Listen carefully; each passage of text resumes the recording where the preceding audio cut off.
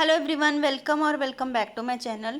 Punjabi university Patiala BA semester 3 sociology ਦੀ lecture series ਆਪਾਂ start ਕੀਤੀ ਹੋਈ ਹੈ, ਜਿਹਦੇ ਵਿੱਚ ਆਪਾਂ ਸੈਮ 3 ਯਾਨੀ ਕਿ BA ਸਮੈਸਟਰ 3 ਦਾ social stratification and social differentiation ਸਮਾਜਿਕ ਸਤਰੀਕਰਨ ਅਤੇ ਸਮਾਜਿਕ ਵਿਭੇਦੀਕਰਨ ਵਾਲਾ ਚੈਪਟਰ ਆਪਾਂ ਸਟਾਰਟ ਕੀਤਾ ਹੋਇਆ ਹੈ, ਜਿਹਦੇ 'ਚ ਆਪਣਾ ਇਹ ਸੈਕਿੰਡ ਲੈਕਚਰ ਹੈ। ਜਿਨ੍ਹਾਂ ਨੇ ਵੀਡੀਓ ਨਹੀਂ ਦੇਖੀ ਪੁਰਾਣੇ ਵਾਲੀ ਜ਼ਰੂਰ ਦੇਖਿਓ, ਬਿਕੋਜ਼ ਉਹਦੇ ਵਿੱਚ ਮੈਂ ਦੱਸਿਆ ਕਿ ਸਮਾਜਿਕ ਸਤਰੀਕਰਨ ਹੁੰਦਾ ਕੀ ਹੈ ਅਤੇ ਇਸ ਦੀਆਂ ਵਿਸ਼ੇਸ਼ਤਾਵਾਂ ਕੀ ਨੇ। ਬਹੁਤ ਹੀ ਇੰਪੋਰਟੈਂਟ ਇੰਟਰਸਟਿੰਗ ਵੀਡੀਓਜ਼ ਹੋਣ ਵਾਲੀਆਂ ਹੈ, ਤਾਂ ਚੈਨਲ ਨੂੰ ਸਬਸਕ੍ਰਾਈਬ ਜ਼ਰੂਰ ਕਰ ਲਿਓ। ਬਹੁਤ ਸਾਰੇ ਸਟੂਡੈਂਟਸ ਨੇ ਜਿਨ੍ਹਾਂ ਨੇ ਚੈਨਲ ਨੂੰ ਸਬਸਕ੍ਰਾਈਬ ਨਹੀਂ ਕੀਤਾ, ਅਤੇ ਨਾਲ ਹੀ ਸ਼ੇਅਰ ਜ਼ਰੂਰ ਕਰਿਓ ਤਾਂ ਕਿ ਕੋਈ ਵੀ ਨੀਡੀ ਪਰਸਨ ਹੈ ਉਸ ਤੱਕ ਮੇਰੀ ਵੀਡੀਓ ਪਹੁੰਚਦੀ ਹੋਵੇ। ਬਿਕੋਜ਼ ਬਹੁਤ ਸਾਰੇ ਸਟੂਡੈਂਟਸ ਐਸੇ ਨੇ ਜਿਹੜੇ ਕਿ ਸਿਰਫ YouTube ਥਰੂ ਪੜ੍ਹਦੇ ਨੇ, ਬੁੱਕਸ ਨਹੀਂ ਲੈਂਦੇ, ਨੋਟਸ ਵਗੈਰਾ ਉਹਨਾਂ ਕੋਲ ਨਹੀਂ ਹੈ, ਸੋ ਉਹਨਾਂ ਦੀ ਵੀ ਹੈਲਪ ਹੋ ਜਾਏਗੀ। ਤਾਂ ਅੱਜ ਵਾਲਾ ਆਪਣਾ ਸੈਕਿੰਡ ਵਾਲਾ ਕੁਐਸਚਨ ਹੈ ਬੇਸਿਸ ਆਫ ਸੋਸ਼ਲ ਸਟ੍ਰੈਟੀਫਿਕੇਸ਼ਨ।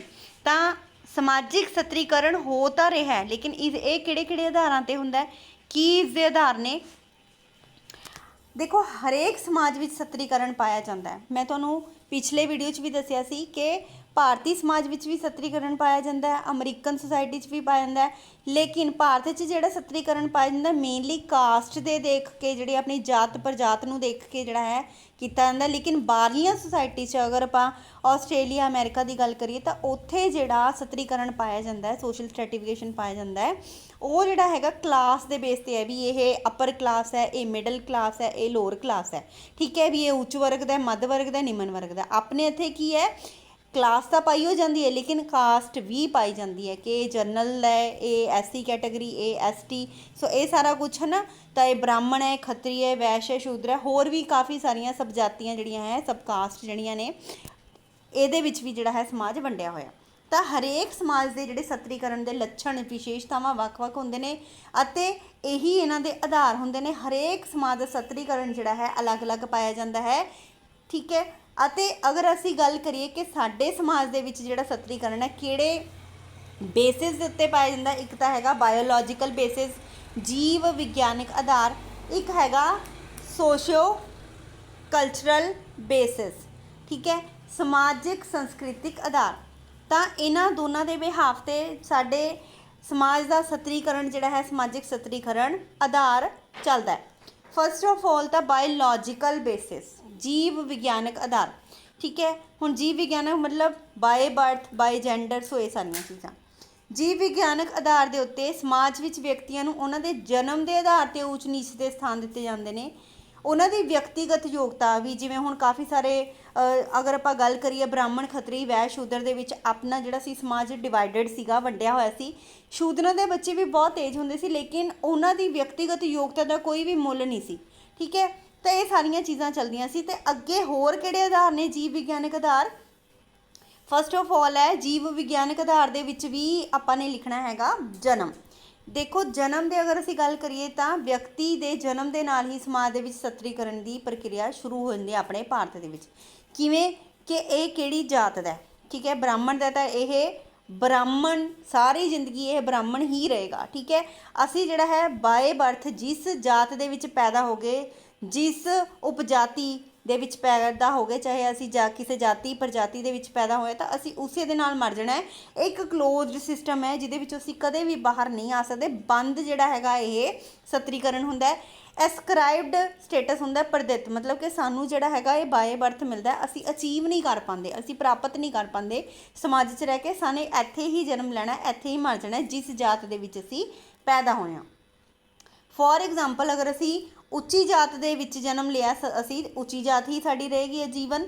ਅਗਰ ਅਸੀਂ ਨੀਵੀਂ ਜਾਤ 'ਚ ਪੈਦਾ ਹੋਏ ਹਾਂ ਤਾਂ ਅਸੀਂ ਆਜੀਵਨ ਨੀਵੀਂ ਜਾਤ ਦੇ ਵਿੱਚ ਹੀ ਰਵਾਂਗੇ। ਤਾਂ ਜਨਮ ਦੇ ਆਧਾਰ ਦੇ ਉੱਤੇ ਵੀ ਸਤਰੀਕਰਨ ਪਾਇਆ ਜਾਂਦਾ ਹੈ। ਜੇ ਅਸੀਂ ਗੱਲ ਕਰੀਏ ਤਾਂ ਵਿਅਕਤੀ ਦੀ ਉੱਚੀ ਅਤੇ ਨੀਵੀਂ ਸਥਿਤੀ ਜਿਹੜੀ ਹੈਗੀ ਹੈ ਜਨਮ ਤੋਂ ਹੀ ਉਸਨੂੰ ਪ੍ਰਾਪਤ ਹੋ ਜਾਂਦੀ ਹੈ ਅਤੇ ਸਮਾਜ ਦੇ ਵਿੱਚ ਉਸਦਾ ਰੁਤਬਾ ਵੀ ਜਿਹੜਾ ਹੈਗਾ ਉਸਦੀ ਜਾਤ ਦੇ ਅਕੋਰਡਿੰਗ ਹੀ ਬਣ ਜਾਂਦਾ ਹੈ। ਜਿਵੇਂ ਹਿੰਦੂ ਧਰਮ ਦੇ ਵਿੱਚ ਅਗਰ ਆਪਾਂ ਗੱਲ ਕਰੀਏ ਤਾਂ 4 ਮੁੱਖ ਜਾਤਾਂ ਸੀ ਹਿੰਦੂ ਸਮਾਜ ਵਿੱਚ। ਕਿਹੜੀਆਂ ਕਿਹੜੀਆਂ ਸੀ? ਬ੍ਰਾਹਮਣ, ਖੱਤਰੀ, ਵੈਸ਼ ਅਤੇ ਸ਼ੂਦਰਾ, ਠੀਕ ਹੈ। ਇਹ 4 ਜਾਤਾਂ ਸੀ ਮੇਨ। ਅੱਗੇ ਇਹਨਾਂ ਦੀਆਂ ਉਪਜਾਤੀਆਂ ਸੀਗੀਆਂ, ਠੀਕ ਹੈ। ਤਾਂ ਹਿੰਦੂ ਸਮਾਜ ਵਿੱਚ 4 ਜਾਤਾਂ ਮੁੱਖ ਪਾਈਆਂ ਜਾਂਦੀਆਂ ਸੀ। ਇਹਨਾਂ ਦੇ ਅਕੋਰਡਿੰਗ ਅਗਰ ਕੋਈ ਬੱਚਾ ਬ੍ਰਾਹਮਣ ਜਾਤ 'ਚ ਪੈਦਾ ਹੋਇਆ ਤਾਂ ਉਹ ਪੂਰਾ ਜੀਵਨ ਟਿਲ ਡੈਥ ਤੱਕ ਬਾਹਮਣ ਹੀ ਰਹੇਗਾ। ਅਗਰ ਖੱਤਰੀ 'ਚ ਪੈਦਾ ਹੋਇਆ, ਰਾਜੇ ਦਾ ਬੱਚਾ ਹੈਗਾ, ਤਾਂ ਉਹ ਰਾਜਕੁਮਾਰ ਹੀ ਕਹਾਏਗਾ ਅਤੇ ਐਂਡ ਤੱਕ ਜਿਹੜਾ ਹੈ ਰਾਜਾ ਹੀ ਕਹਾਏਗਾ। ਵੈਸ਼ਯ ਦਾ ਬੱਚਾ ਤਾਂ ਉਹ ਵੈਸ਼ਯ ਵਪਾਰੀ, ਕਿਸਾਨਾਂ ਦਾ ਬੱਚਾ ਰਹੇਗਾ ਸ਼ੂਦਰ ਹੈ ਤਾਂ ਜੀਵਨ ਉਹ ਸ਼ੂਦਰ ਹੀ ਰਹੇਗਾ। ਉਸ ਨੂੰ ਸਮਾਜ ਵਿੱਚ ਉਸਦੀ ਜਾਤ ਦੇ ਪ੍ਰਜਾਤ ਦੇ ਅਕੋਰਡਿੰਗ ਜਿਹੜਾ ਹੈ ਉਸ ਨੂੰ ਜਿਹੜਾ ਹੈਗਾ ਸਥਾਨ ਦਿੱਤਾ ਜਾਏਗਾ। ਕੋਈ ਕਿੰਨੀ ਵੀ ਮਿਹਨਤ ਕਰ ਲੇ ਤਾਂ ਉਹ ਆਪਣੇ ਜਿਹੜਾ ਸੀਗਾ ਇਸ ਜਾਤ ਦੇ ਜਨਮ ਤੋਂ ਖੁਦ ਨੂੰ ਮੁਕਤ ਨਹੀਂ ਸੀ ਕਰ ਪਾਉਂਦਾ ਹੈ। ਹਾਲਾਂਕਿ ਹਲੇ ਵੀ ਇਹ ਚੀਜ਼ ਹੈ ਕਿ ਅਗਰ ਅਸੀਂ ਜਨਰਲ ਕੈਟਾਗਰੀ 'ਚ ਪੈਦਾ ਹੋਏ ਤਾਂ ਅਸੀਂ ਜਨਰਲ ਹੀ ਰਵਾਂਗੇ, ਅਗਰ ਅਸੀਂ SC ਹਾਂ SC ਰਵਾਂਗੇ, OBC ਹਾਂ OBC ਰਵਾਂਗੇ, ST ਦੇ ਵਿੱਚ ਹਾਂ ਤਾਂ ST ਹੀ ਰਵਾਂਗੇ। ਅਸੀਂ ਇਸ ਨੂੰ ਚੇਂਜ ਨਹੀਂ ਕਰ ਸਕਦੇ। ਹਾਂ ਲੇਕਿਨ ਅਸੀਂ ਆਪਣੀ ਕਲਾਸ ਚੇਂਜ ਕਰ ਸਕਦੇ, ਜਿੱਦਾਂ ਕਿ ਮੈਂ ਪਿੱਛੇ ਵੀ ਦੱਸਿਆ ਸੀ ਅਸੀਂ ਕਲਾਸ ਚੇਂਜ ਕਰ ਸਕਦੇ ਹਾਂ, ਕਾਸਟ ਚੇਂਜ ਅਸੀਂ ਨਹੀਂ ਕਰ ਸਕਦੇ। ਸੋ ਵਿਅਕਤੀ ਦੀ ਨਿੱਜੀ ਯੋਗਤਾ ਦਾ ਜਿਹੜਾ ਹੈਗਾ ਕੋਈ ਵੀ ਮਹੱਤਵ ਨਹੀਂ ਸੀ ਰਹਿੰਦਾ। ਇਹ ਤਾਂ ਪੁਰਾਣੇ ਸਮਾਜਾਂ ਦੀ ਗੱਲ ਹੈ, ਲੇਕਿਨ ਹੁਣ ਜਿਹੜਾ ਹੈ ਜਿੰਨੀ ਤੁਸੀਂ ਮਿਹਨਤ ਕਰੋਗੇ ਤੁਹਾਨੂੰ ਉਨਾ ਹੀ ਫਲ ਮਿਲੇਗਾ, ਚਾਹੇ ਤੁਸੀਂ ਬ੍ਰਾਹਮਣ ਹੋ, ਖੱਤਰੀ ਹੋ, ਵੈਸ਼ ਹੋ, ਸ਼ੂਦਰ ਹੋ। ਠੀਕ ਹੈ, ਤਾਂ ਇਹ ਪਹਿਲੇ ਵਾਲੇ ਸਮਾਜ ਦੀ ਗੱਲ ਕੀਤੀ ਗਈ ਹੈ, ਲੇਕਿਨ ਹੌਲੀ ਹੌਲੀ ਇਹਦੀ ਰਿਜਿਡਿਟੀ ਜਿਹੜੀ ਹੈ ਘੱਟ ਗਈ, ਜਿਵੇਂ ਕਿ ਆਪਾਂ ਪਿਛਲੇ ਕੁਐਸਚਨ 'ਚ ਕੀਤਾ। ਤਾਂ ਹਰ ਜਾਤੀ ਜਿਹੜੀ ਸੀ ਆਪਣੇ ਉੱਚਾ ਹੋਣ ਦੇ ਬਾਵਜੂਦ ਜਿਹੜਾ ਸੀਗਾ ਉਹ ਉੱਪਰਲੀ ਜਾਤੀ ਤੋਂ ਨੀਵਾਂ ਹੀ ਰਹਿੰਦਾ ਸੀ। ਹੁਣ ਫੋਰ ਐਗਜ਼ਾਮਪਲ ਕੋਈ ਸ਼ੂਦਰ ਦਾ ਬੱਚਾ ਹੈ, ਵੈਸ਼ ਦਾ ਬੱਚਾ ਹੈ, ਚਾਹੇ ਉਸ 'ਚ ਇੰਨੀ ਜ਼ਿਆਦਾ ਯੋਗਤਾ ਹੈ ਲੇਕਿਨ ਫਿਰ ਵੀ ਉਹਦੀ ਜਾਤ ਜਿਹੜੀ ਹੈ ਨੀਵੀਂ ਹੀ ਰਹੇਗੀ। ਸੋ ਅਗਰ ਆਪਾਂ ਸੈਕਿੰਡ ਬੇਸਿਸ ਦੀ ਗੱਲ ਕਰੀਏ ਇਹਦੇ ਵਿੱਚ ਬਾਇਓਲੋਜੀਕਲ ਦੇ ਵਿੱਚ ਤਾਂ ਏਜ। ਠੀਕ ਹੈ, ਫੋਰ ਐਗਜ਼ਾਮਪਲ 4 ਏਜਿਸ ਹੁੰਦੀਆਂ ਨੇ ਆਪਣੀਆਂ। ਸਾਈਕੋਲੋਜੀਕਲ ਅਗਰ ਆਪਾਂ ਗੱਲ ਕਰੀਏ ਕਿ ਉਮਰ ਦੇ ਬਿਹਾਫ ਦੇ ਉੱਤੇ ਵੀ ਸਮਾਜ ਵਿੱਚ ਸਤਰੀਕਰਨ ਪਾਇਆ ਜਾਂਦਾ ਹੈ। ਬਾਲ ਅਵਸਥਾ ਜਿਹੜੀ ਆਪਣੀ ਚਾਈਲਡਹੁੱਡ ਸਟੇਜ ਹੈ, ਫਿਰ ਆਪਣੀ ਐਡੋਲੈਸੈਂਸ ਏਜ ਹੈ, ਕਿਸ਼ੋਰ ਅਵਸਥਾ, ਫਿਰ ਸਾਡੀ ਅਡਲਟ ਏਜ ਆ, ਜਵਾਨ ਹੁੰਦੇ ਜਦੋਂ ਅਸੀਂ, ਬਜ਼ੁਰਗ ਅਵਸਥਾ ਹੈਗੀ ਜਿਹੜੀ ਸਾਡੀ ਓਲਡ ਏਜ ਹੈ। ਇਹਦੇ ਹੀ ਕੈਟਾਗਰੀਜ਼ 'ਚ ਸਾਨੂੰ ਵੰਡਿਆ ਜਾਂਦਾ। ਹੁਣ ਦੇਖੋ ਛੋਟਾ ਬੱਚਾ ਹੈਗਾ ਉਸ ਨੂੰ ਸਮਾਜ ਦੇ ਵਿੱਚ ਨੀਵੀਂ ਸਥਿਤੀ ਦਿੱਤੀ ਜਾਂਦੀ ਹੈ ਕਿਉਂਕਿ ਉਸਦੇ ਮਾਨਸਿਕ ਵਿਕਾਸ, ਬੌਧਿਕ ਵਿਕਾਸ ਨਹੀਂ ਹੁੰਦਾ, ਤਾਂ ਉਸਦਾ ਵਿਕਾਸ ਹੌਲੀ ਹੌਲੀ ਜਦੋਂ ਹੋਏਗਾ, ਉਹਦੀ ਸੋਚ ਸਮਝ ਦਾ ਵਿਕਾਸ ਹੋਏਗਾ, ਤਦ ਜਿਹੜਾ ਹੈ ਇਸ ਕਰਕੇ ਉਸਨੂੰ ਜਿਹੜਾ ਨੀਵੀਂ ਸਥਿਤੀ ਦੇ ਵਿੱਚ ਰੱਖਿਆ ਜਾਂਦਾ। ਠੀਕ ਹੈ, ਹੁਣ ਜੇ ਆਪਾਂ ਗੱਲ ਕਰੀਏ ਤਾਂ 18 ਸਾਲ ਦੇ ਭਾਰਤ ਦੇ ਵਿੱਚ ਮੁੰਡੇ ਕੁੜੀ ਦੀ ਵਿਆਹ ਦੀ ਉਮਰ ਨਿਸ਼ਚਿਤ ਕੀਤੀ ਗਈ, ਜਿਹੜੀ ਕਿ ਹੁਣ ਵਧਾ ਵੀ ਦਿੱਤੀ ਹੈ। ਤਾਂ ਅਗਰ ਅਸੀਂ ਗੱਲ ਕਰੀਏ ਤਾਂ ਛੋਟੇ ਬੱਚੇ ਨੂੰ ਅਸੀਂ ਛੋਟਾ ਬੱਚਾ ਕਿਡ ਕਹਿ ਕੇ ਸੰਬੋਧਿਤ ਕਰਦੇ ਹਾਂ, ਵੱਡੀ ਉਮਰ ਦਾ ਬੰਦਾ ਹੈਗਾ ਉਸ ਨੂੰ ਅਸੀਂ ਅੰਕਲ ਕਹਿ ਕੇ, ਕਿਉਂਕਿ ਉਹਨੂੰ ਜਿਹੜਾ ਹੈਗਾ ਇੱਜ਼ਤ ਮਾਣ ਵਾਲੀ ਅਸੀਂ ਸਥਿਤੀ ਦਿੰਦੇ। ਛੋਟੇ ਬੱਚਿਆਂ ਦੇ ਅਸੀਂ ਹੈ ਨਾ ਉਹਨੂੰ ਜਿਹੜਾ ਹੈਗਾ ਅਸੀਂ ਪਿੰਚ ਵੀ ਕਰਦੇ ਰਹਿੰਦੇ ਹੈਗੇ ਹਾਂ ਵੀ ਹਾਂ ਤੂੰ ਛੋਟਾ ਹੈ, ਤੂੰ ਸੁਧਰ ਜਾ, ਇੱਦਾਂ ਦੀਆਂ ਗੱਲਾਂ। ਲੇਕਿਨ ਜਿਹੜਾ ਅਸੀਂ ਕੋਈ ਬਜ਼ੁਰਗ ਦੇਖਦੇ ਹਾਂ, ਅਗਰ ਅਸੀਂ ਬੱਸ 'ਚ ਵੀ ਜਾ ਰਹੇ ਤਾਂ ਅਸੀਂ ਜਿਹੜਾ ਟਰੈਵਲ ਕਰਦੇ ਹੋਏ ਉਹਨਾਂ ਨੂੰ ਬਿਠਾ ਦਿੰਦੇ ਹਾਂ ਕਿ ਅੰਕਲ ਤੁਸੀਂ ਬੈਠੋ, ਕੋਈ ਗੱਲ ਨਹੀਂ ਮੈਂ ਖੜਾ ਹੋ ਜਾਣਾ, ਹੈ ਨਾ। ਸੋ ਇੱਦਾਂ ਦੀਆਂ ਚੀਜ਼ਾਂ। ਤਾਂ ਕਹਿਣ ਦਾ ਮਤਲਬ ਛੋਟੇ ਜਿਹੜੇ ਬੱਚੇ ਨੇ ਉਹਨਾਂ ਨੂੰ ਲੋਅਰ ਲੈਵਲ 'ਤੇ ਰੱਖਿਆ ਜਾਂਦਾ ਹੈ, ਫਿਰ ਜਿਹੜੇ ਹੈਗੇ ਨੇ ਐਡੋਲੈਸੈਂਟਸ ਉਹਨਾਂ ਨੂੰ ਸੈਕਿੰਡ 'ਤੇ, ਫਿਰ ਥਰਡ 'ਤੇ ਜਿਹੜੇ ਹੈਗੇ ਨੇ ਜਵਾਨ, ਫਿਰ ਫੋਰਥ 'ਤੇ ਜਿਹੜੇ ਹੈਗੇ ਨੇ ਸਭ ਤੋਂ ਉੱਪਰ ਜਿਹੜੇ ਹੈਗੇ ਨੇ ਐਕਸਪੀਰੀਅੰਸ ਜਿਹੜੇ ਨੇ ਓਲਡ ਏਜ ਵਾਲਿਆਂ ਨੂੰ ਆਪਾਂ ਰੱਖਦੇ ਹਾਂ। ਤਾਂ ਇਹ ਸਾਰੀ ਚੀਜ਼ ਜਿਹੜੀ ਹੈਗੀ ਚੱਲਦੀ ਹੈ। ਤਾਂ ਹੁਣ ਹੈਗਾ ਸੈਕਸ ਦੇ ਅਕੋਰਡਿੰਗ, ਲਿੰਗ ਦੇ ਅਕੋਰਡਿੰਗ। ਪਹਿਲਾਂ ਆਪਾਂ ਬਰਥ ਦੇ ਅਕੋਰਡਿੰਗ ਕੀਤਾ, ਠੀਕ ਹੈ, ਫਿਰ ਅਸੀਂ ਜਿਹੜਾ ਹੈਗਾ ਜਨਮ ਦੇ ਅਕੋਰਡਿੰਗ ਕੀਤਾ, ਠੀਕ ਹੈ, ਫਿਰ ਉਸ ਤੋਂ ਬਾਅਦ ਜਿਹੜਾ ਹੈਗਾ ਆਪਾਂ ਨੇ ਕੀਤਾ ਸੀਗਾ ਏਜ ਦੇ ਅਕੋਰਡਿੰਗ, ਫਿਰ ਸੀਗਾ ਆਪਣਾ ਲਿੰਗ ਦੇ ਅਕੋਰਡਿੰਗ। ਹੁਣ ਦੇਖੋ ਲੜਕਾ ਅਤੇ ਲੜਕੀ, ਹੁਣ ਲੜਕੀਆਂ ਨੂੰ ਆਪਾਂ ਸੋਚਦੇ ਹਾਂ ਕਿ ਇਹ ਬਹੁਤ ਜ਼ਿਆਦਾ ਸਟਰੋਂਗ ਨੇ ਅਤੇ ਲੜਕੀਆਂ ਜਿਹੜੀਆਂ ਨੇ ਸੌਫਟ ਹੁੰਦੀਆਂ ਨੇ, ਇਮੋਸ਼ਨਲ ਹੁੰਦੀਆਂ ਨੇ ਅਤੇ ਘਰ ਦਾ ਕੰਮ ਕਰਨਗੀਆਂ। ਲੜਕੇ ਜਿਹੜੇ ਨੇ ਉਹਨਾਂ ਨੇ ਘਰ ਵੀ ਸਾਂਭਣਾ ਅਤੇ ਜਿਹੜਾ ਹੈਗਾ ਬਾਹਰ ਵੀ ਕੰਮ ਕਰਨਾ। ਤਾਂ ਇਹ ਸਤਰੀਕਰਨ ਜਿਹੜਾ ਹੈ ਇਹ ਸੈਕਸ ਦੇ ਅਕੋਰਡਿੰਗ ਜਿਹੜਾ ਹੈ ਸਤਰੀਕਰਨ ਕੀਤਾ ਜਾਂਦਾ ਹੈ। ਇਹ ਸ਼ੁਰੂ ਤੋਂ ਚੱਲਦਾ ਰਿਹਾ, ਕੋਈ ਨਵਾਂ ਨਹੀਂ ਹੈਗਾ। ਘਰ ਦਾ ਕੰਮ ਔਰਤਾਂ ਕਰਨਗੀਆਂ ਅਤੇ ਮਰਦ ਜਿਹੜੇ ਨੇ ਉਹ ਕਮਾਉਣਗੇ, ਖਾਣ ਪੀਣ ਦੀਆਂ ਚੀਜ਼ਾਂ ਇਕੱਠੀਆਂ ਕਰਨਗੇ। ਸੋ ਇਹ ਸ਼ੁਰੂ ਤੋਂ ਚੱਲਦਾ ਆ ਰਿਹਾ। ਅਤੇ ਇੱਕ ਹੋਰ ਚੀਜ਼ ਹੈ ਕਿ ਜਿਹੜਾ ਪਿਤਾ ਹੋਏਗਾ ਉਹ ਹੈੱਡ ਆਫ ਦਾ ਫੈਮਿਲੀ ਹੋਏਗਾ। ਤਾਂ ਸੱਤਾ ਦੇ ਅਕੋਰਡਿੰਗ ਜਿਹੜਾ ਹੈ ਪੈਟਰੀਆਰਕੀ, ਮੈਟਰੀਆਰਕੀ, ਠੀਕ ਹੈ, ਪਿਤਰਵੰਸ਼ੀ ਮਾਤਰਵੰਸ਼ੀ ਪਰਿਵਾਰ ਜਿਹੜਾ ਸੀਗਾ ਵੰਡਿਆ ਹੋਇਆ ਸੀ। ਪਿੱਤਰ ਪਰਿਵਾਰ ਦੇ ਵਿੱਚ ਕੀ ਹੁੰਦਾ ਸੀ, ਪਿਤਾ ਹੈੱਡ ਆਫ ਦਾ ਫੈਮਿਲੀ ਹੁੰਦਾ ਸੀ। ਮਾਤਾ ਸੱਤਾਤਮਕ ਪਰਿਵਾਰ ਦੇ ਵਿੱਚ ਸੀ, ਮੰਮੀ ਦਾ ਜਿਹੜਾ ਸੀਗਾ ਉਹ ਸਰਨੇਮ ਚੱਲਦਾ ਸੀ ਅਤੇ ਮਾਤਰਵੰਸ਼ੀ ਪਰਿਵਾਰ ਹੁੰਦੇ ਸੀ। ਲੇਕਿਨ ਹਾਲਾਂਕਿ ਸਾਡੀ ਇੰਡੀਅਨ ਸੁਸਾਇਟੀ 'ਚ ਪਾਪਾ ਹੀ ਹੈੱਡ ਆਫ ਦਾ ਫੈਮਿਲੀ ਹੈ, ਪੈਟਰੀਆਰਕੀ ਪਿੱਤਰਵੰਸ਼ੀ ਪਰਿਵਾਰ ਹੈ। ਲੇਕਿਨ ਕਾਫੀ ਸਾਰੀਆਂ ਟਰਾਈਬਲ ਸੁਸਾਇਟੀ ਦੇ ਵਿੱਚ ਜਿਹੜਾ ਹੈ ਮਾਤਾ ਦਾ ਵੀ ਵੰਸ਼ ਚੱਲਦਾ ਹੈ, ਠੀਕ ਹੈ। ਸੋ ਲਿੰਗ ਦੇ ਆਧਾਰ 'ਤੇ ਸਤਰੀਕਰਨ ਬੜਾ ਪੁਰਾਣਾ ਹੈ, ਪਰ ਹੁਣ ਇਹਨੂੰ ਚੇਂਜ ਕੀਤਾ ਜਾ ਰਿਹਾ ਕਿਉਂਕਿ ਲੜਕੀਆਂ ਜਿਹੜੀਆਂ ਨੇ ਇਹ ਪਿਤਾ ਦੀ ਸੰਪਤੀ ਦੇ ਵਿੱਚ ਅਧਿਕਾਰ ਲੈਂਦੀਆਂ ਨੇ। ਪਹਿਲਾਂ ਜਿਹੜੀਆਂ ਇਹਨਾਂ ਨੂੰ ਨੀਵਾਂ ਸਮਝਿਆ ਜਾਂਦਾ ਸੀ, ਹੁਣ ਮੋਢੇ ਨਾਲ ਮੋਢਾ ਜਿਹੜਾ ਸੀ ਚਲਾ ਕੇ ਉਹ ਚੱਲ ਰਹੀਆਂ ਨੇ। ਸੋ ਇਹ ਭੇਦ ਥੋੜ੍ਹਾ ਜਿਹਾ ਦੂਰ ਹੋ ਰਿਹਾ। ਨਸਲ ਦੇ ਆਧਾਰ ਦੇ ਉੱਤੇ ਵੀ ਸਤਰੀਕਰਨ ਕੀਤਾ ਜਾਂਦਾ ਹੈ। ਆਪਣੇ ਕਿਹਾ ਜਾਂਦਾ ਹੈ ਕਿ 3 ਤਰ੍ਹਾਂ ਦੀਆਂ ਨਸਲਾਂ ਹੁੰਦੀਆਂ, ਕਾਕੇਸ਼ੀਅਨ, ਮੰਗਲੋਇਡ ਅਤੇ ਨਿਗਰੋਇਡ। ਕਾਕੇਸ਼ੀਅਨ ਜਿਹੜੇ ਨੇ ਬਿਲਕੁਲ ਗੋਰੀ ਨਸਲ ਹੈ, ਸੋਹਣੇ ਸੋਹਣੇ ਲੋਕ ਹੁੰਦੇ ਨੇ, ਇਹਨਾਂ ਨੂੰ ਉੱਚਾ ਸਥਾਨ ਸਮਾਜ 'ਚ ਦਿੱਤਾ ਜਾਏਗਾ। ਪੀਲੀ ਨਸਲ ਵਾਲੇ ਮੰਗਲੋਇਡ ਨੇ, ਇਹ ਮੱਧ ਵਰਗੀ, ਇਹਨਾਂ ਨੂੰ ਸਥਾਨ ਮਿਲੇਗਾ। ਕਾਲੀ ਨਸਲ ਵਾਲੇ ਜਿਹੜੇ ਨੇ ਉਹ ਨਿਗਰੋਇਡ ਨੇ ਅਤੇ ਇਹਨਾਂ ਨੂੰ ਜਿਹੜਾ ਹੈਗਾ ਨੀਵੀਂ ਸਥਿਤੀ ਜਿਹੜੀ ਹੈ ਦਿੱਤੀ ਜਾਏਗੀ ਅਤੇ ਵਿਤਕਰਾ ਕੀਤਾ ਜਾਏਗਾ। ਜਿਵੇਂ ਕਿ ਅਮਰੀਕਾ ਵਿੱਚ, ਆਸਟ੍ਰੇਲੀਆ ਵਿੱਚ ਕਾਲੇ ਲੋਕਾਂ ਦੇ ਨਾਲ ਨਫ਼ਰਤ ਕੀਤੀ ਜਾਂਦੀ ਹੈ, ਕਾਲੇ ਅਤੇ ਪੀਲੇ। ਹਾਲਾਂਕਿ ਆਪਾਂ ਦੀ ਵੀ ਡਸਕੀ ਟੋਨ ਹੈਗੀ ਆ, ਬਰਾਊਨ ਆਪਾਂ ਕਹਾਉਂਦੇ ਆ, ਬਰਾਊਨੀ ਕਹਾਉਂਦੇ ਆ ਇੰਡੀਅਨ ਵੀ, ਤਾਂ ਕਰਕੇ ਆਪਣੇ ਨਾਲ ਵੀ ਜਿਹੜਾ ਹੈ ਵਿਤਕਰਾ ਕੀਤਾ ਜਾਂਦਾ। ਨਿਗਰੋਇਡ ਲੋਕਾਂ ਨਾਲ, ਨਿਗਰੋ ਲੋਕਾਂ ਦੇ ਨਾਲ ਵੀ ਜਿਹੜਾ ਵਿਤਕਰਾ ਹੈ ਉਹ ਕੀਤਾ ਜਾਂਦਾ।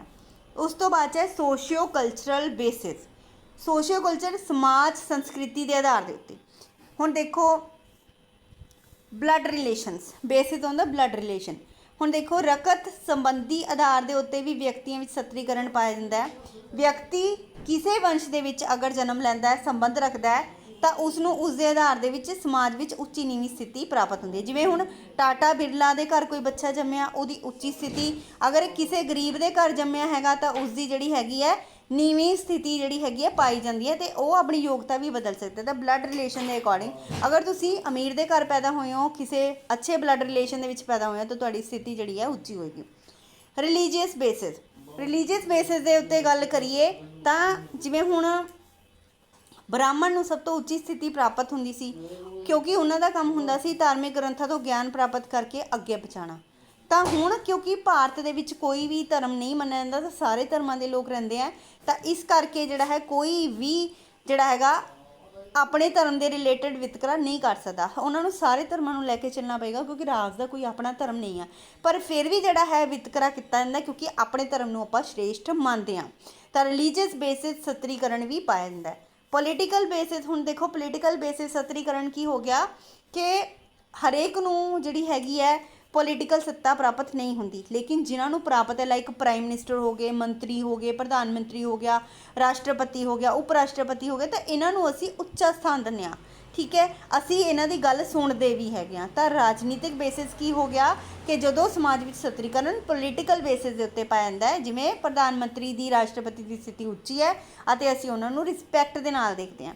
ਠੀਕ ਹੈ, ਅਤੇ ਇਸੇ ਤਰ੍ਹਾਂ ਜਿਹੜਾ ਹੈਗਾ ਆਪਾਂ ਅਗਰ ਪੁਰਾਣੇ ਸਮਾਜਾਂ ਦੀ ਗੱਲ ਕਰੀਏ ਤਾਂ ਕਬੀਲੇ ਦੇ ਵਿੱਚ ਐਕਸਪੀਰੀਅੰਸਡ ਲੋਕ ਹੁੰਦੇ ਸੀ। ਜਿਹੜਾ ਜ਼ਿਆਦਾ ਤਾਕਤਵਰ ਹੁੰਦਾ ਸੀ ਉਹਨੂੰ ਰਾਜਾ ਬਣਾਇਆ ਜਾਂਦਾ ਸੀਗਾ, ਅਤੇ ਬਾਕੀਆਂ ਦੀ ਸਥਿਤੀ ਨੀਵੀਂ ਹੁੰਦੀ ਸੀ। ਤਾਂ ਇਹ ਸਾਰੀਆਂ ਚੀਜ਼ਾਂ ਚੱਲਦੀਆਂ ਆ ਰਹੀਆਂ। ਹੁਣ ਵੀ ਅਗਰ ਆਪਾਂ ਗੱਲ ਕਰੀਏ ਤਾਂ ਆਪਣੇ ਸਮਾਜ ਦੇ ਵਿੱਚ ਉਪ ਰਾਸ਼ਟਰਪਤੀ, ਫਿਰ ਉਪ ਰਾਸ਼ਟਰਪਤੀ, ਪ੍ਰਧਾਨ ਮੰਤਰੀ, ਕੈਬਨਿਟ ਮੰਤਰੀ, ਰਾਜ ਮੰਤਰੀ, ਉਪ ਮੰਤਰੀ, ਇਹ ਸਾਰੇ ਨੇ ਬਾਕੀ ਨੇਤਾ ਨੇ। ਤਾਂ ਇਹਨਾਂ ਦਾ ਜਿਹੜਾ ਆਪਾਂ ਕਹਿ ਸਕਦੇ ਹਾਂ ਕਿ ਇਹਨਾਂ ਦਾ ਸਟੇਟਸ ਜਿਹੜਾ ਹੈ ਉੱਚਾ ਹੈ, ਅਤੇ ਕਾਫੀ ਮੰਤਰੀਆਂ ਦਾ ਸਟੇਟਸ ਨੀਵਾਂ ਹੈ, ਅਤੇ ਈਵਨ ਸਾਡਾ ਵੀ ਸਟੇਟਸ ਜਿਹੜਾ ਇਹਨਾਂ ਦੇ ਮੁਕਾਬਲੇ ਬਹੁਤ ਨੀਵਾਂ ਹੈ।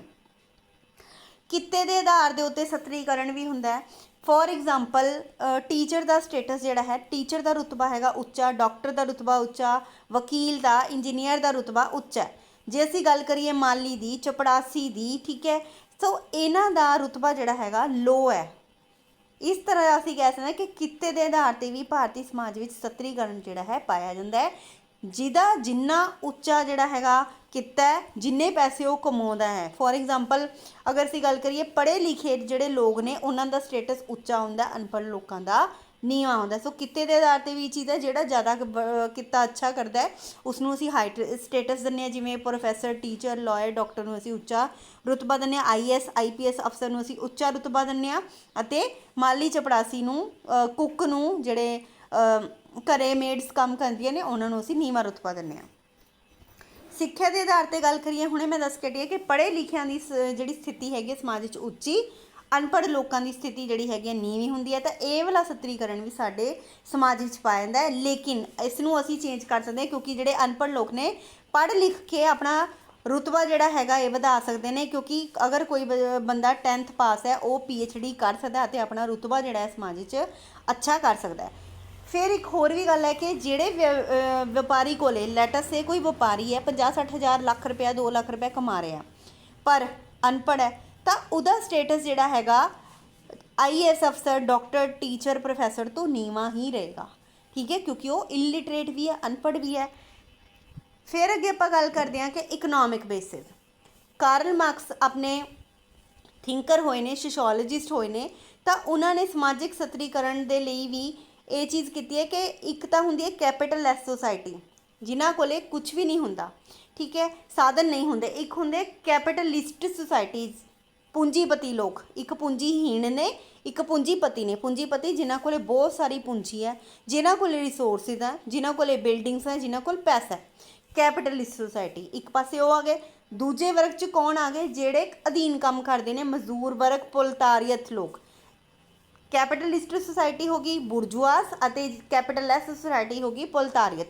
ਇਹਨਾਂ ਕੋਲੇ ਕੋਈ ਵੀ ਰਿਸੋਰਸਿਸ ਨਹੀਂ ਹੈਗੇ ਅਤੇ ਇਹ ਜਿਹੜੇ ਪ੍ਰੋਲਤਾਰੀਅਤ ਲੋਕ ਨੇ ਇਹ ਉਹਨਾਂ ਦੇ ਬੁਰਜੂਆਸ ਦੇ ਅਧੀਨ ਕੰਮ ਕਰਦੇ ਨੇ। ਠੀਕ ਹੈ, ਇੱਕ ਤਾਂ ਇਹ ਉਸਨੇ ਪ੍ਰੋਡਕਸ਼ਨ ਵਾਲੇ ਚੈਪਟਰ 'ਚ ਕਿਹਾ ਹੈਗਾ ਕਿ ਵੀ ਸਮਾਜ ਦੇ ਵਿੱਚ ਇਹ ਦੋ ਤਰ੍ਹਾਂ ਦਾ ਸਤਰੀਕਰਨ ਪਾਇਆ ਜਾਂਦਾ, ਇੱਕ ਤਾਂ ਪੂੰਜੀਪਤੀ ਲੋਕ, ਇੱਕ ਪੂੰਜੀਹੀਣ ਲੋਕ। ਪੂੰਜੀਪਤੀ ਯਾਨੀ ਕਿ ਬੁਰਜੂਆਸ ਅਤੇ ਪੂੰਜੀਹੀਣ ਲੋਕ ਯਾਨੀ ਕਿ ਪ੍ਰੋਲਤਾਰੀਅਤ ਜਿਹੜੇ ਕਿ ਸ਼ੋਸ਼ਣ ਦਾ ਸ਼ਿਕਾਰ ਹੁੰਦੇ ਨੇ ਅਤੇ ਜਿਹੜੇ ਅਧੀਨ ਹੋ ਕੇ ਕੰਮ ਕਰਦੇ ਨੇ।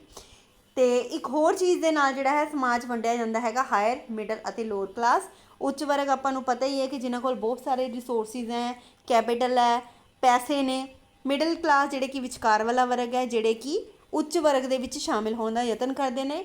ਲੋਅਰ ਕਲਾਸ ਜਿਨ੍ਹਾਂ ਕੋਲੇ ਰਿਸੋਰਸਿਸ ਬਹੁਤ ਘੱਟ ਨੇ ਅਤੇ ਉਹ ਮਿਡਲ ਲੈਵਲ ਤੱਕ ਪਹੁੰਚਣਾ ਚਾਹੁੰਦੇ ਨੇ, ਮਿਡਲ ਤੋਂ ਬਾਅਦ 'ਚ ਅਪਰ ਤੱਕ ਪਹੁੰਚਣਾ ਚਾਹੁੰਦੇ ਸੀ। ਸੋ ਇਹ ਸੀ ਅੱਜ ਦਾ ਵੀਡੀਓ। ਮਿਲਦੇ ਆਪਾਂ ਨਵੇਂ ਵੀਡੀਓ ਦੇ ਨਾਲ। ਧੰਨਵਾਦ।